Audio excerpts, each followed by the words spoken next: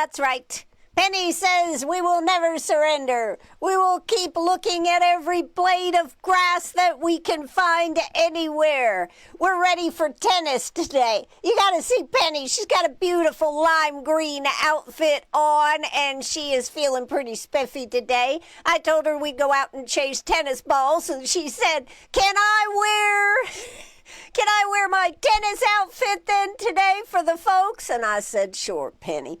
I think she may be more of a pickleball girl, but who knows? We are here today. I'm Ann Eller. This is WCRS Radio, and we are ready. We are ready for another day of excitement, thrills, chills, and everything else right here on WCRS Radio. Woo! All right. Well, I wanted to give you a little update on the weather. We got a lot to talk about, though, let me tell you. Today we're going to discuss a little more about the South Carolina primary results and runoffs. The Greenwood Data Center vote delay. I want to go into that a little bit more. I did a little bit of investigative reporting last night, or investigative looking around to see what was out there right here in South Carolina. So you may find that interesting. Why did Newberry choose a moratorium? A place where nobody filed to run for mayor. That's an interesting story. And have you heard about the really, really big Coors Light can story, what they're doing for the soccer tournaments that'll be coming up, so you don't have to get up and go get more beer. So anyways, you got to stay tuned right here on WCRS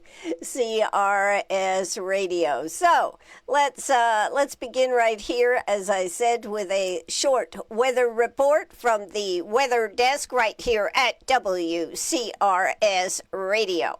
Penny, what did you think of the weather this morning? I thought it was nice. Okay. Did you think it was nice? I wish we could have stayed out there longer. Yes, I know you did. So right now it is 80 degrees, feels like 84. We are headed for a hot 93 today, low of 72, sunny to partly cloudy. Stray thunderstorm is possible. As I said, high of 93, low of 72. No real chance of any showers this evening, or showers today, or major rain coming in. We may get a stray thunderstorm. Friday comes in with a really hot one, though, folks. A high of 96. High of 96. So get prepared. If you've got things to do, you may want to go out. You got to work outside, you better do it today, because tomorrow's going to be really, really, really hot. 96 will be the high, low of 73. Sunshine with a few afternoon clouds. Again, a stray thunderstorm is possible. Saturday comes in, high of 95, low of 73. Again, hot, hot, hot. No real chance of any rain. Sunday, high of 92, low of 72. And coming in on Monday, looks like we may have a partly cloudy skies in the morning. Will give way to cloudy skies during the afternoon. High of 87, low of 68. So that's where we're at right now. So just so you have a little idea about your weekend activities, we'll talk a little bit about what's coming up this weekend too. So let's get ready to rumble here on WCRS Radio. Oh, gosh. I tell you what, I'm just going to touch on, looks like Iran may have pushed the envelope too much. They keep on saying they're going to do a deal, and then they do nothing, and looks like this is not going to bode well for them. Looks like we're out there doing some more work, shall we say. I, for one, I know you for two, would like to see this war end. It is it is. But we'll just have to wait and see what happens. But I'm not really going to talk about that this morning. I want to discuss South Carolina primary results because I think that is the story that we all are concerned about. So, right here in Greenwood and our Lakelands area, some of the races that maybe you've heard about, maybe you haven't. The Abbeville County in the 2026 primary, they had results. Of course, here in Greenwood, we had results.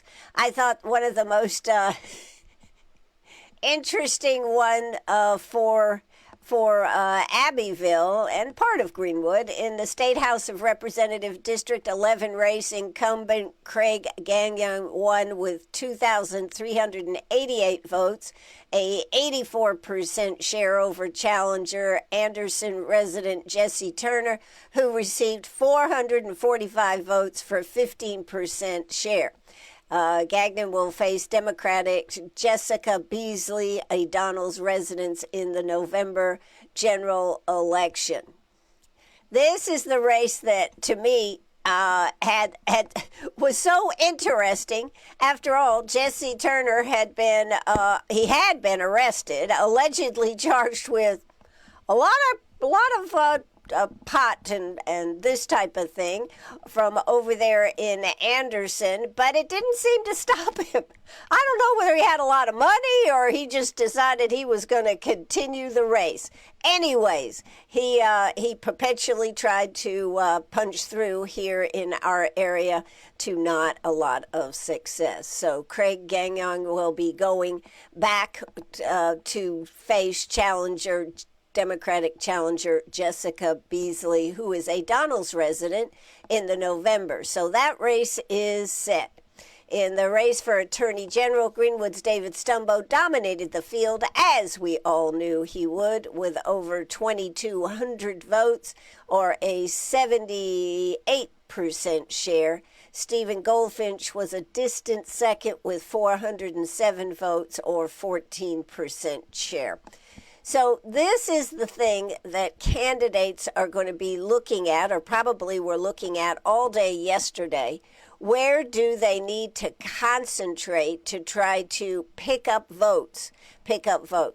I think one of the interesting things about the Attorney General race, now it is down to a runoff between David Stumbo and Goldfinch. So Stephen Goldfinch. The interesting thing to look at on that is what will Pasco, who did not make it because he was the third challenger. Pasco, of course, you may remember, was a Democrat, changed over to a Republican. And in this race, we are talking about the Republican side of the ballot. So, will David Pasco throw his support to either Stephen Goldfinch or David Stumbo? I don't know. That's a question to watch over the next few days. So that of course was an interesting race. In the gubernatorial race, Attorney General Alan Wilson was the top vote getter. Lieutenant Governor Pamela Evan came in second. That's in our area here. And Rom Reddy came in third. Pretty interesting, I think, that Rom Reddy, a political newcomer, was able to garner the third place in this area, although he really didn't make any appearances here in Greenwood. However, Alan Wilson was here quite a bit, so I think it's not a surprise as far as that goes. So, what else do we have that would be of interest? I think the superintendent race could be interesting. I don't know whether anybody on the Democratic side can pull away from Ellen Weaver in the superintendent of education race. Democrat Sylvia Wright won with 826 votes. Again, this was in the Abbeville, Greenwood area. Well, Lisa Ellis came in second with 434 votes. So that race will be, I guess, Ellen Weaver against Sylvia Wright. So, And Dr. Annie Andrews will be going up against us. She won in this area and across the state, so she will be going up against Lindsey Graham. My thought on this one is, I hope she has a very credible challenge. Why?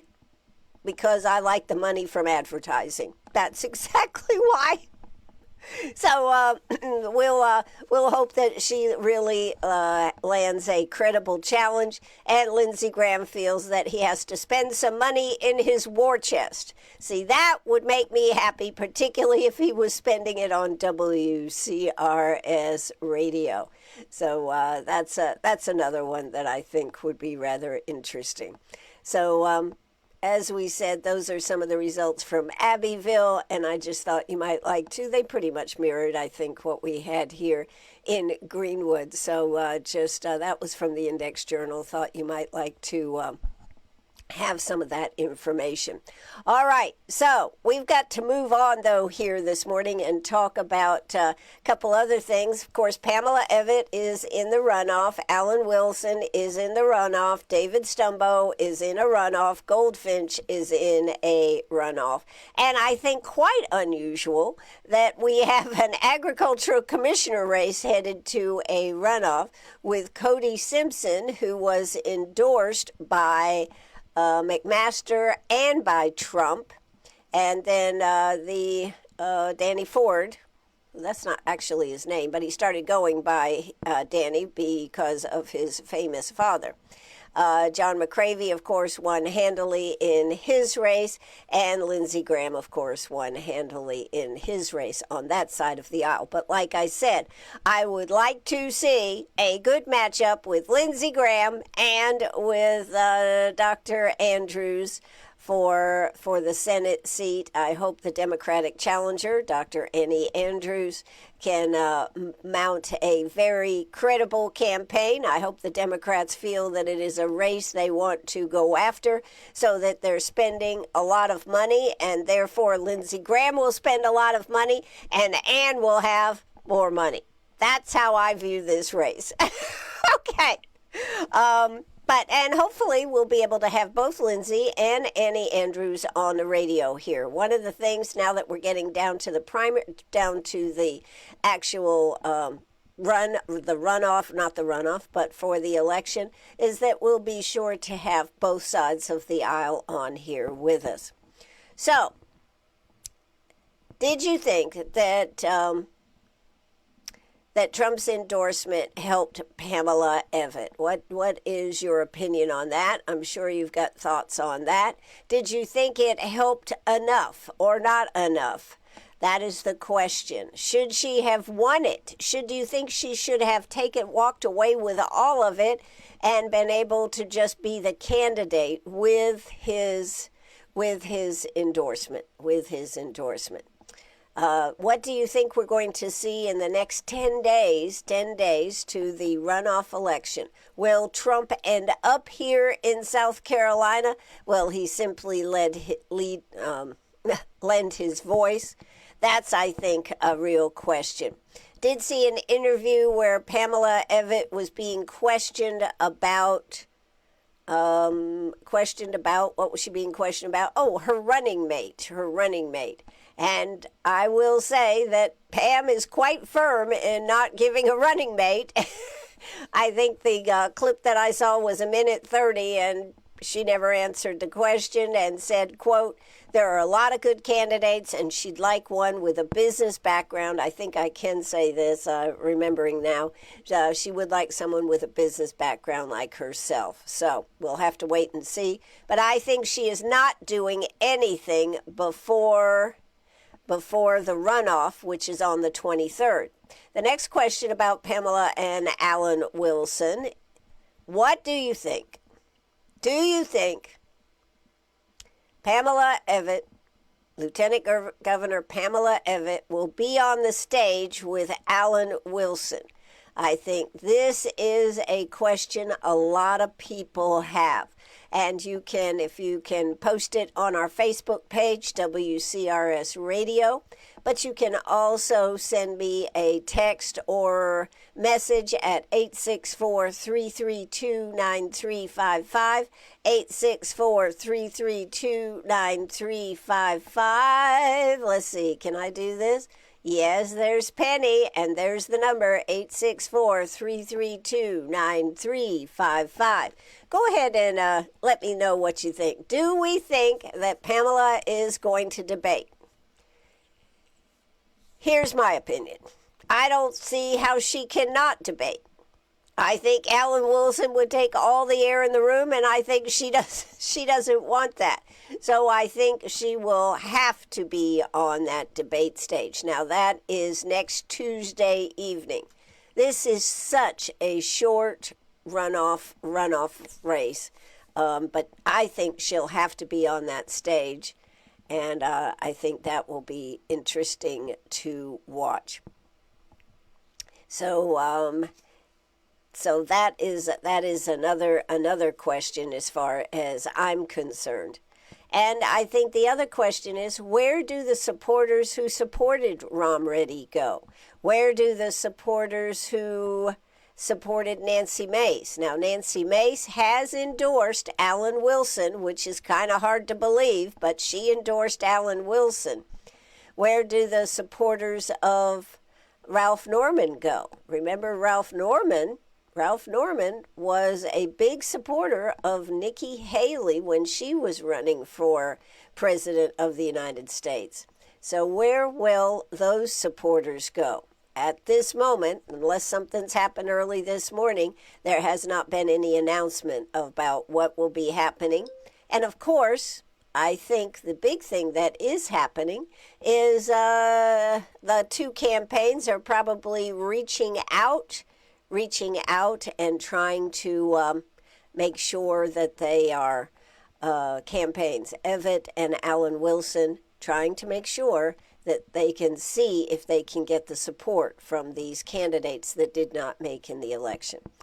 Okay, so we've got that going on. We'll find out more about exactly what is happening. But Pamela Evatt is still holding strong about not giving up who her lieutenant governor might be. And so I think a question that is worthwhile asking: if a major endorsement appears tied to an assumption about a running mate, how much freedom does a candidate still have to make her own decision? Wah, wah, wah, wah.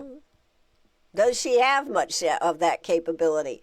Will this be decided amongst McMaster, her, and Trump? That's the question. All right. Well, anyways, and will the voters get any direct answers about this? Will the candidates participate in that debate? I know Alan Wilson would. The question is, will Pamela Evatt put herself on that stage and open herself up to questions? This will be a much different kind of debate than what the debate when you have 5 or 6 candidates on the stage. This will be more of a direct back and forth. I don't know whether I believe Alan Wilson, because of his legal background, will be up to the challenge. I think the question will be, will Lieutenant Governor Pamela Evatt? So I would love to have what you feel about it, 864-332-9355, or make a comment right here on Facebook. So what are we going to do? We're going to take a quick commercial break. Then we come back. We're going to be talking about how the story may have changed, at least in my mind, on these data centers. So I hope you'll stay right with us. What do you got to say, Penny? You still want to be out playing a little tennis here this morning, chasing some tennis balls? Would that be good? I think I'd love that, Mom. I've never played tennis. Well, you got a cute outfit to go play tennis. Okay. All right, we are going to take, as I said, a quick commercial break. We'll be right back. Don't you go away, but we're going to be talking about data centers, so it's interesting, and I've been doing some research. So let's see if we can cue it up, and we'll be right back.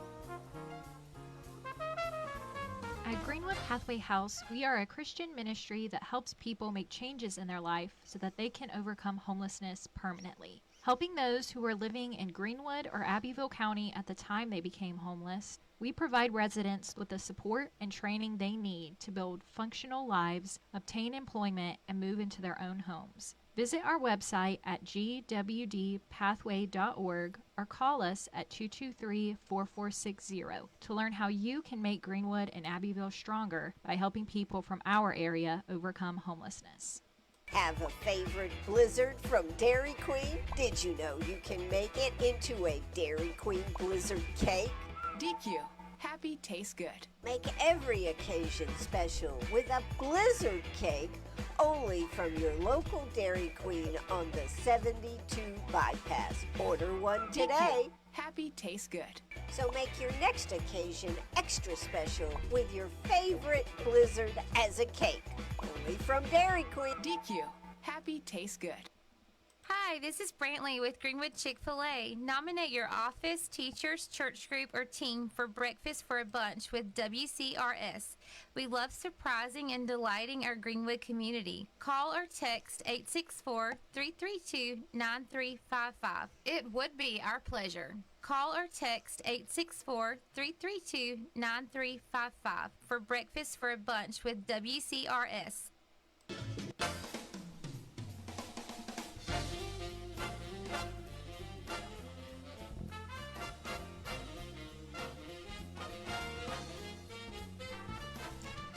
Oh, that's right. We're right back here at WCRS Radio. Penny's on the screen right now if you want to get in there and check her out, just sitting there enjoying the show. And, I don't know if she's enjoying the show. She always looks so serious, but she's right there on the screen with you. She's got a beautiful lime green tennis outfit on today. She wanted to style in that one today. And now she says, I've showed it off. I'm tired. Anyways, that's what she's got. That's what she's wearing today. I, of course, am just in pale yellow, just trying to compliment Penny here today. All right. Well, let's talk about some of the things that I have been investigating, looking at, reading articles, so you don't have to. I think that one of the things that I started doing, last week, county council there was all this urgency to get this text amendment in place. That's all they were talking about. They were trying to push that through. This week, after the meeting, not only in the Democratic monthly meeting that they had at the Republican monthly meeting, after the outpouring of questions and I would say some angst in the audience coming towards county council, they have decided to delay.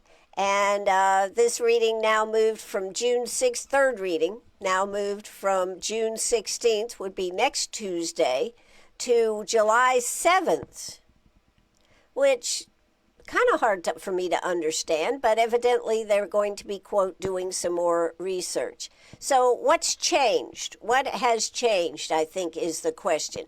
County leaders say that they have had 3 companies have shown interest. So again, what's changed? Why did they decide to go with July 7th? Guardrails need to be in place before a project arrives. A moratorium may discourage future investment. These have all been positions that county council or county government, I guess would be a better way to say it, have put forth at that meeting that was happened Monday evening, and that rules should be established now. Now they've put it off till July 7th. Yesterday we had quite an extensive conversation about my views, my opinions on some of this, some of the things that I thought could be put in place.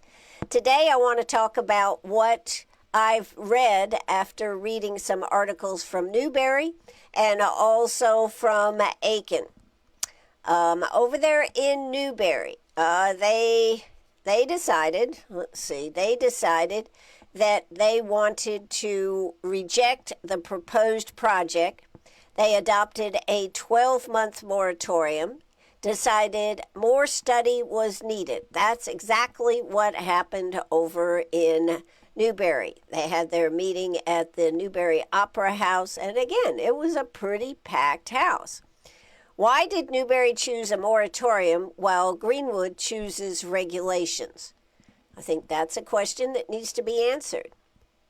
If every data center is different, should each proposal be judged individually? If more time is needed now, should council discuss both a text amendment and a moratorium? See, I was suggesting that maybe since council is putting off their text amendment, why don't we go ahead at this next meeting coming up on June 16th, and one of council members could offer up a amendment for a moratorium on data centers.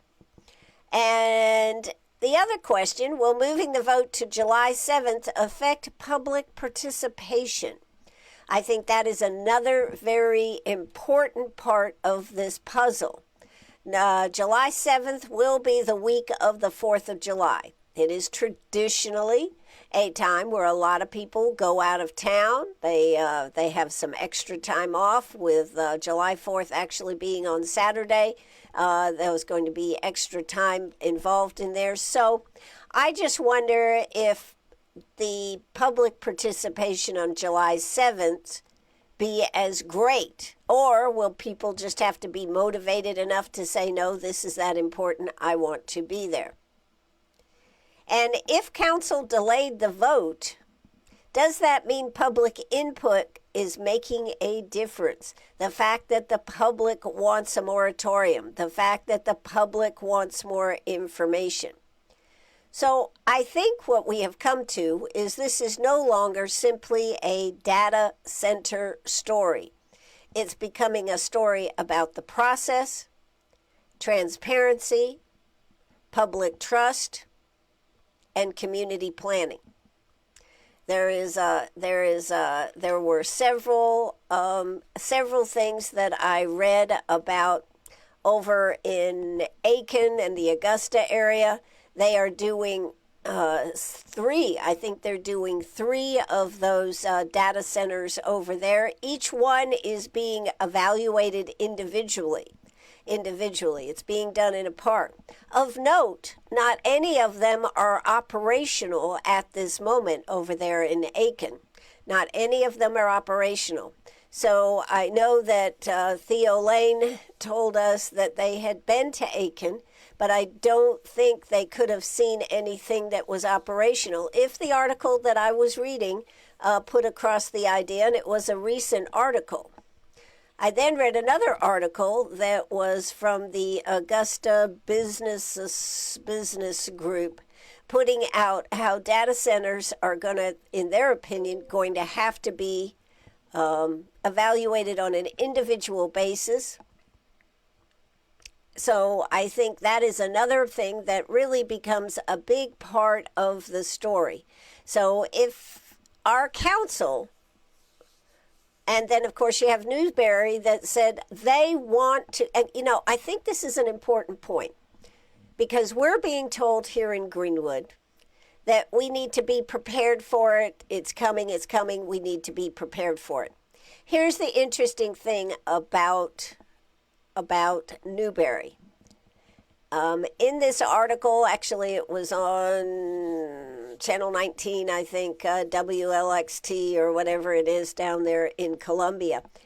They talked to several of the residents, and an overwhelming point of view from the people, not from council, but from the people, was what, Ann? The people in the community want to keep their rural community.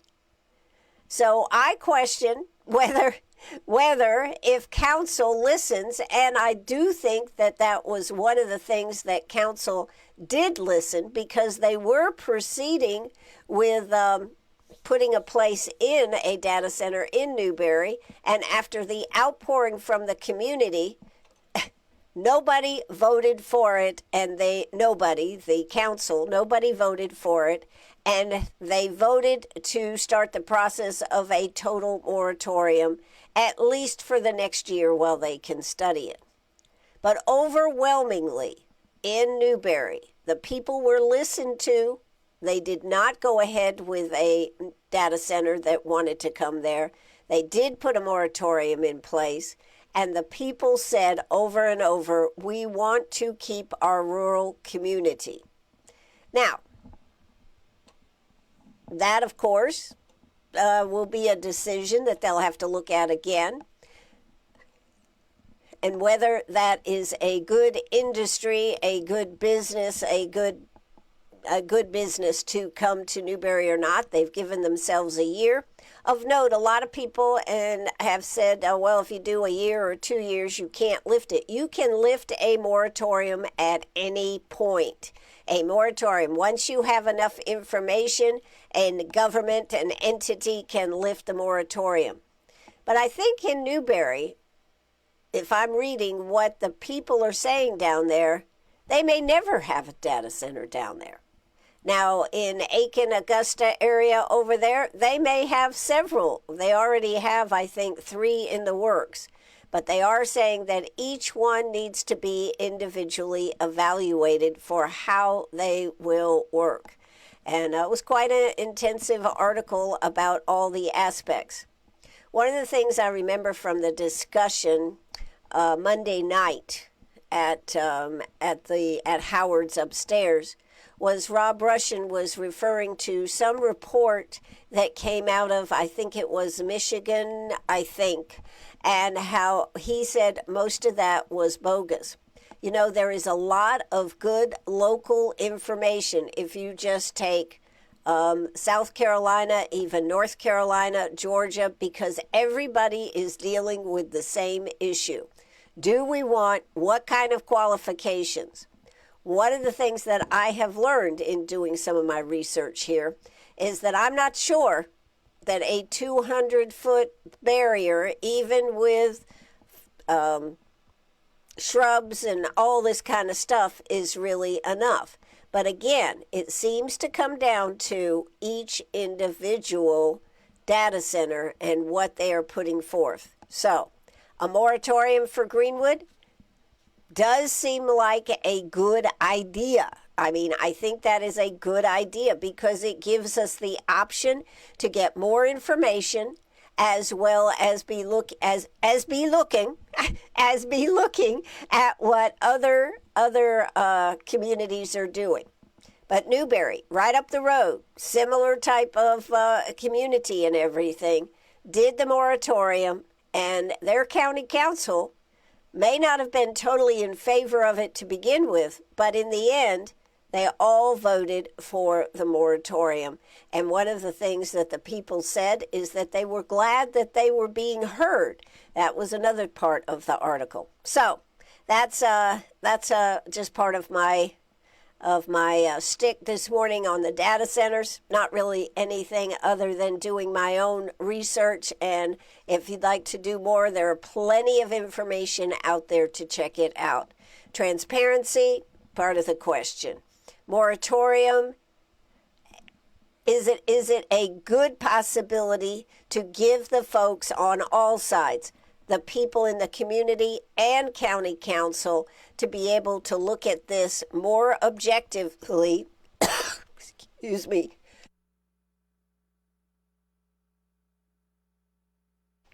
to look at it more objectively. That's the question. And I think that is why doing a moratorium may be a good idea for Greenwood.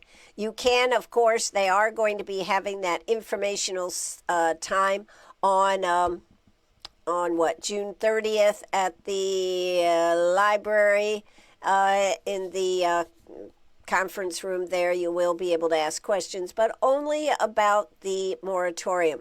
I will say, after reading that not on the moratorium, on the text amendment. The text amendment has a lot of things in it, but I think the question is, does the text amendment, is it too, what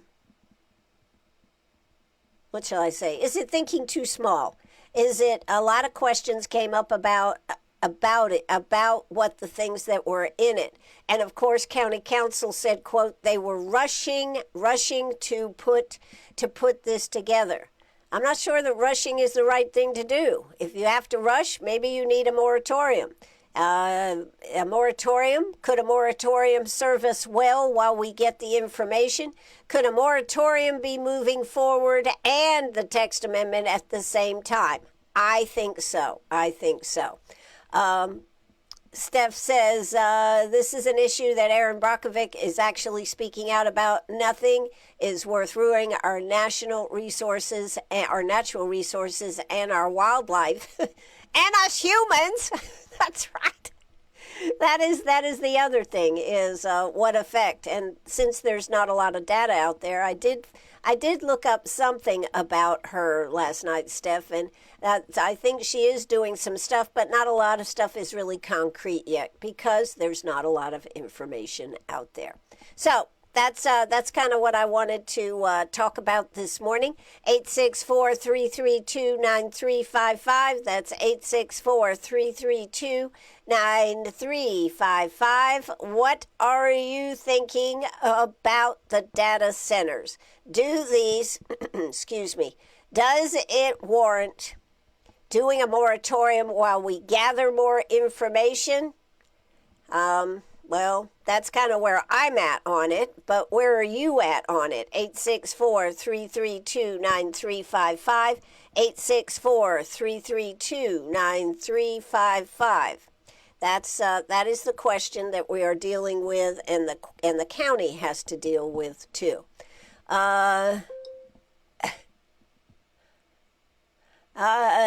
James says the text amendment was written by AI. Okay, I have no idea, James, but that's what he is saying. He says, I believe the text amendment was a gift from data centers to pass out. I highly doubt council prepared that. Well, that's a good question. Is there any member that's on council, anybody that's on the staff, who can verify that they actually wrote it? I don't know the answer to that. I have no idea. I guess I could ask AI who wrote this, but I haven't asked that question. But that is an interesting question too. As many people have said, what you say, Penny? Many people have said they are not excited about the text amendment, and is it covering Greenwood well enough? And over and over at the meetings, we can say that a lot of people were concerned about the amount of time, amount of space. 200 feet did not seem like enough space. And I will say this, in reading what I have read 500 feet, I've read 300 feet, I've read all different things. Again, I think that people need to, what Augusta was saying is that each individual data center has to be evaluated based on what they bring. And then James says that he has a petition with almost 1,000 signatures for the moratorium. We will be putting together we will be putting together a public forum. So these are things that are happening. Again, next Tuesday was supposed to be when they decided to bring up that text amendment. County Council has now put it off to their July 7th meeting. And yet we're talking about the urgency of having something in place. I would highly recommend that we look at that moratorium. If we need to protect ourselves from these evil data centers, we need to have something in place. Maybe the moratorium is the way to go. Anyways, I would love to have some input from anybody from County Council, for or against. I know there are some members of County Council that are against the data centers. I know there are some on County Council who feel that data centers definitely, this text amendment is the answer. I think we should hear from any and all.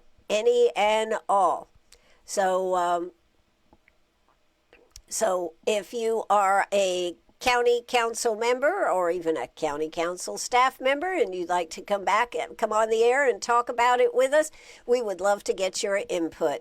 And of course, that number to call, 864-332-9355, 864-332-9355. Yes, I'll tell you. James told me the other night at the meeting that Penny was his favorite on the show. I was crushed. I tried to hold it in, but I was crushed. He said I was a close second. But Penny was his favorite. So what can I say? Now, going back, Stephanie says what sticks with me is that most is our representatives, even though they lobby for these data centers, they do not want them in, let's see, what does she say, in their backyard. Neither do the millionaires and the billionaires, and there is a reason for that, and that should raise eyebrows. That's from Stephanie right here on our Facebook Live page. So if you'd like to get in on the conversation, you can go to Facebook Live and post a comment, ask a question, or if you'd like to send it to me privately, just go to 864-332-9355. 864-332-9355. I think that's about all I'm going to say about the data centers today, unless somebody else has a comment here real quick. This is no longer simply a data center story. It's becoming a story about process.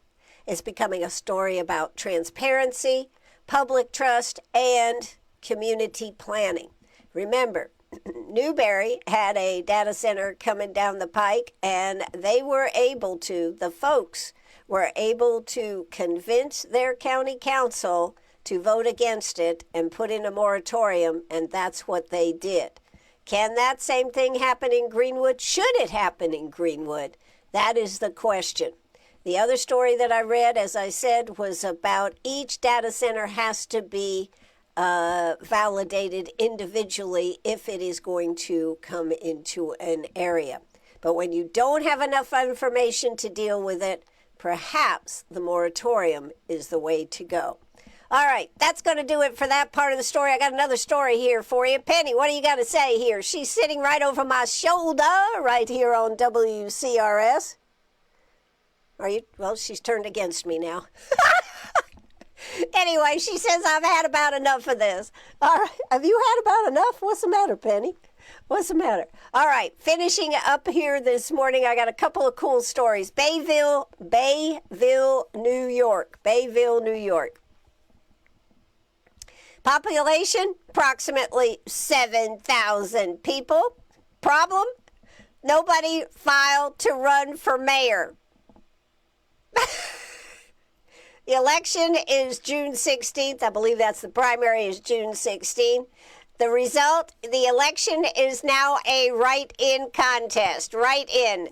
And now people are really interested in writing their names in to run in this race. Why is it becoming harder to get people to run for public office? Well, just look what's happening with data centers, folks. Yeah, it's not that easy job that people seem to think it is. And are citizens more willing to complain than serve? And then my last question is, could something like this happen in Greenwood? That is the question.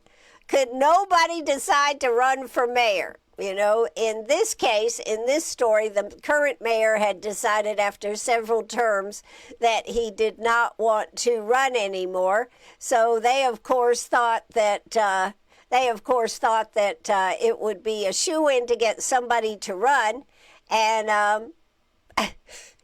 that's what happened. So, so one of the guys who lives there most of his life said that most members of his 80-member fishing club were considering writing in their group's president name for the mayor. So they joked that someone that may not even be old enough to drive might run for mayor. There's a little kid in his fishing club. He's a good business person. We always kid that he should run for mayor. And they're going to have a candidates forum, will be held, I guess, next Tuesday at the Crescent Beach Club at 7 p.m. Certainly a story to follow. Certainly a story to follow. I don't believe we have that problem here in Greenwood. I know we have Mayor Brandon Smith. We'll have to see whether he's going to run or not. And we do have some other people lining up to want to be the mayor. So we'll have to see how this is going. In that story from Bayville, New York, I think it's disappointing now because everyone is saying how they want to do it, and I don't know why they didn't want to do it ahead of time, said a longtime resident. That's right. Nobody signed up to run in the election, but now they're all willing to do a write-in campaign. So one person called it a wild mess, a situation a mess, noting an awful lot of people all of a sudden want the gig as voters know a little about their choices. I just love that story. I just thought that was kind of humorous. I've got one more story as we get ready to finish up here today. Have you heard about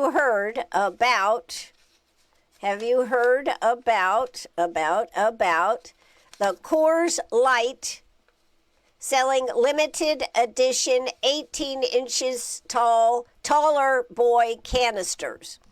This giant novelty stainless steel can holds and chills 3 full 12-ounce beers stacked on top of each other. It almost looks like they just took 3 of them together and then taped it together. It's not. It's actually been made that way, but that's kind of the way it looks.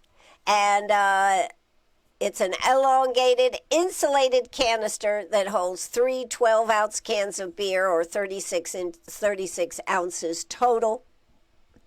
The inspiration, it pays homage to the legendary soccer announcer Andre Cantor and his signature elongated go call. Price is $30 for 3 of them. Where to buy exclusively on the Coors Light Shop during limited drop dates while supplies last. It says if you'd like to get your hands on one, the drop is supposed to happen, let's see, when is it supposed to happen? I had that here. First drop is today at 12 p.m., 1 p.m. Eastern Standard Time. So if you'd like to have a taller boy, a Coors taller boy, you can see if you can score one on their website. So the second drop will happen next week on June 18th at 1 p.m. Purchase limit, only 1 per customer is allowed per drop, with only 125 units available in the initial release batches. So this truly is a novelty item. And of course, they expect it to sell out. They didn't want to commit too much because they didn't know how it would be conceived. So they expect it to sell out within minutes. So the Coors Light Shop exactly at 1 p.m. Eastern Time if you'd like to get in on that. So there you go. That's one story. And my last story of the day. Don't know if you had heard this one or not. Last story today. Fetterman has gone on the record. He is not pleased with the main candidate, Graham Plattner, who has really shown his true colors or his true assets or whatever you want to say out there, and makes no excuses and says that he doesn't see it as any problem, that people are looking for real people, and that's what he is. Well, Fetterman, the Democrat senator from Pennsylvania, who is famous for wearing his hoodies in the Senate and has made quite a name from himself. He really has ended up coming across more as a moderate Democrat than a way out there on the left Democrat. Fetterman said he would wear suits. Now, this would be a stretch, but he has said that he would wear suits every day if Graham Plattner proved that all the recipients were adults that he was messing around with on that website Kick. And he's known on Graham Plattner is known as P. Hustle. This is TMI, I think, entirely TMI. But he has said Fetterman would wear suits every day if Graham Plattner could prove that all the recipients that he sent text messages to and exchanged text messages, we'll just say that, were adults. And so far, none of that has happened. But I thought that was kind of a fun story here to finish up with. Let's see. I think I would like to tell you a few of the things that are coming up this weekend because there are some good events. The Notebook is coming to the Peace Center. That should be a good one at the Peace Center. That's that love story and should be kind of interesting. Today at 10:30, if you're not already on your way, you're probably not going to make it, but Thursday at 10:30, join in a community hymn sing at the Chapel of Bliss Funeral Home and Crematory Services. That's a new event added to the South Carolina Festival of Flowers. They also are going to have at the Abbeville Opera House Friday at 2 p.m. Learn about Revolutionary War hero Captain Henry Felder at the Abbeville Opera House. Felder was a South Carolina patriot and a militia leader who authorized an early declaration of separation from Britain. This will be portrayed by Clarence Felder, and so that's going on. That, again, is at 2 p.m. on Friday. Annie, of course, opens Friday evening. This will be the big opening night, Friday evening for Annie. That's at 7:30. That will be going on this weekend and next weekend. So make sure you check that out if you'd like to go see Annie. If you'd like to get tickets, 864-229-5704. That's 864-229-5704. Coming up Saturday morning at 7 a.m. is the Bee Buzzin' Bike Tour. Begins at the Uptown Market in Greenwood. You can choose from 20, 30, or a 63-mile loop and finish with lunch and beverages. For full details, visit scfestivalofflowers.org. Also, Saturday at 7:30 a.m. is the Fiesta de Pickleball tournament that matches at two locations, the Greenwood County Recreational Complex at Wilbanks and Our Lady of Lourdes Catholic Church at 915 Mathis Road, hosted by Matthew. So hosted by Matthew, 2540. Enjoy a round robin in a new event for the South Carolina Festival of Flowers. Again, go to South Carolina Festival of Flowers for more information. Also, Saturday morning at 8 a.m., the Emerald City Antique Automobile Club of America hosts its annual classic and exotic car show at Bowling Alley Expo 300. So that's a new location, I do believe. So that's out at the Bowling Alley Saturday at 8 a.m., the Emerald City Antique Automobile Club of America. So there you go. Saturday morning also at 9 a.m. Eggs Up Grill in Greenwood. They're going to have Blue Pup there. So that's going to be a kid-friendly breakfast. That would be something fun to go. There is some Tai Chi workouts around and Pilates, etc. But also Sunday at 6 p.m. Flag Day ceremony sponsored by the Knights of Columbus. It will be at the Uptown Greenwood flagpole in front of Howard's. So this is something they will be doing. They will have refreshments available at Howard's from 5:30 to 7:30. That is this Sunday at 6 p.m. And, of course, there's all kinds of music everywhere through Local Focal. And we help promote that right here on WCRS Radio. You know what, Penny? I think it's about time for us to say goodbye. Do you care? Not really. You want to look up here and say, I'm glad I was here today? Okay, I'm glad you were here today, too. Without any other comments or things to say, remember at 1 o'clock, if you want to get your Coors Taller Boy, you better be at their website in order to score that. There are not many of those available. And remember, Fetterman says he would wear a suit if Graham Plattner, the now Democratic candidate for the Senate seat challenging Susan Collins, he would wear a suit if Graham Plattner could prove that all the text messages he was exchanging with the people on Kick were adults. Signing off. Benny, you got anything else to say? Oh, let's go have breakfast. Okay, let's go have breakfast. All right, I'm Ann Eller. This is WCRS Radio signing off.